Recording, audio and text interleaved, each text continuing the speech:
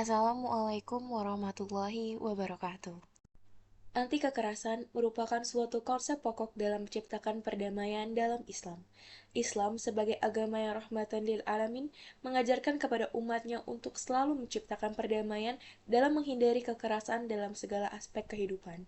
Kekerasan merupakan suatu yang merugikan orang lain dalam hubungan sosial dan merupakan bentuk reaksi atau perilaku yang berdampak pada kerugian orang lain atau rasa tidak aman terhadap keberadaan suatu hubungan sosial.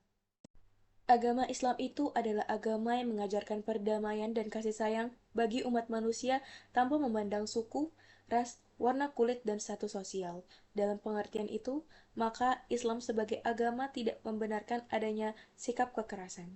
Anti kekerasan adalah sikap dan tindakan yang menolak segala bentuk kekerasan dan bertujuan untuk menciptakan kehidupan yang damai dan harmonis serta melindungi hak asasi manusia.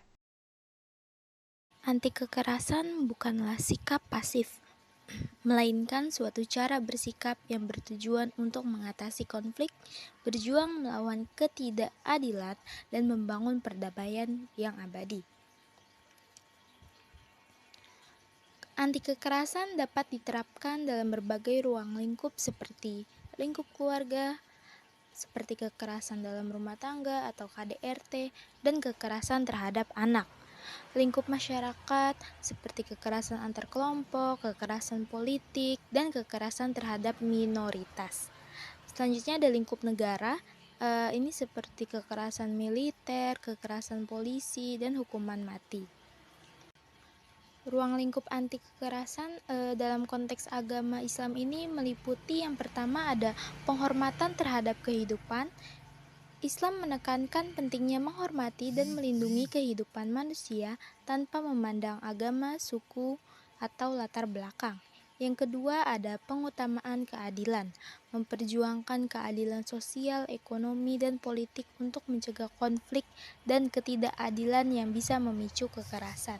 Yang ketiga ada pendidikan dan kesadaran. Islam mendorong pendidikan untuk membangun pemahaman yang lebih baik tentang ajaran agama, menciptakan kesadaran terhadap perdamaian, toleransi, dan pemahaman antar budaya.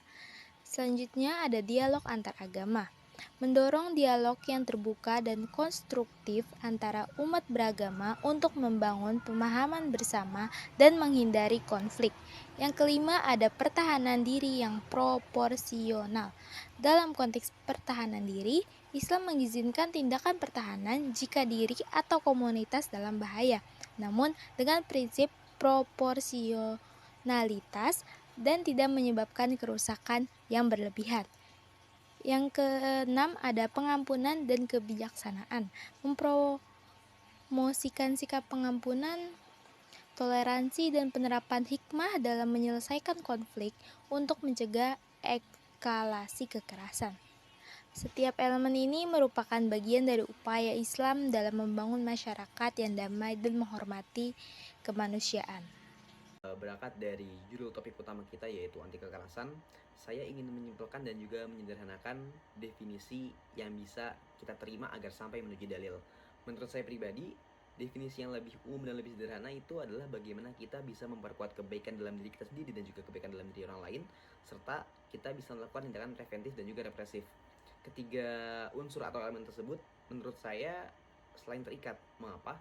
Karena ketika kita melakukan tindakan preventif atau tindakan pencegahan dan juga kita melakukan tindakan represif atau tindakan pengobatan, tentunya kita secara tidak langsung ataupun langsung akan terkait dengan poin pertama, yaitu memperkuat kebaikan itu sendiri. Agar sampai kepada dalil, tentunya ketiga hal ini bisa didasari oleh hal-hal yang telah ada dalam Al-Quran dan juga As-Sunnah.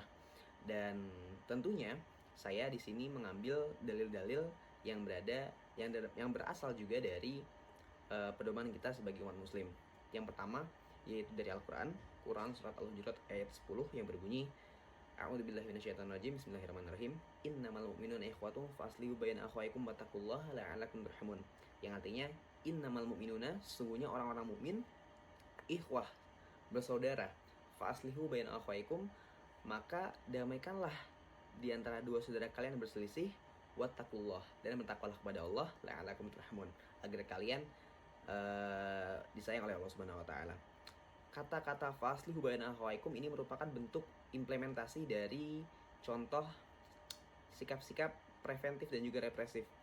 Mengapa preventif dan juga represif? Karena ketika kita mencegah atau mendamaikan kedua belah pihak yang berseteru, tentunya kita itu secara langsung ataupun langsung akan memperkuat kebaikan itu sendiri, dan juga kita mencegah untuk hal yang lebih buruk, dan juga kita mengobati hal yang sudah buruk begitu. Adapun dari dalil yang kedua, dasar yang kedua saya mengambil dari hadis Arba'in An-Nawawi yang ke-24. Penggalanya yang berbunyi, ya ibadi ini haram tudulma ala nafsi wa ja'altu bainakum muharraman fala tadzalamu, rawahu Muslim. Artinya, wahai hamba-hambaku, ini haram tudulma, sesungguhnya aku mengharamkan atas kalian dulma ala nafsi, dan juga atasku, wa ja'altu bainakum muharraman, dan juga telah aku jadikan bainakum di antara kalian muharraman, sesuatu yang haram, fala tadzalamu, maka janganlah kalian saling mendolimi. Hal-hal tersebut merupakan bentuk contoh implementasi yang sama dari sikap preventif dan juga represif yang tentunya akan berdampak positif pada elemen pertama kita, yaitu memperkuat kebaikan itu sendiri. Oke, tahap keempat, implementasi anti kekerasan dalam kehidupan sehari-hari.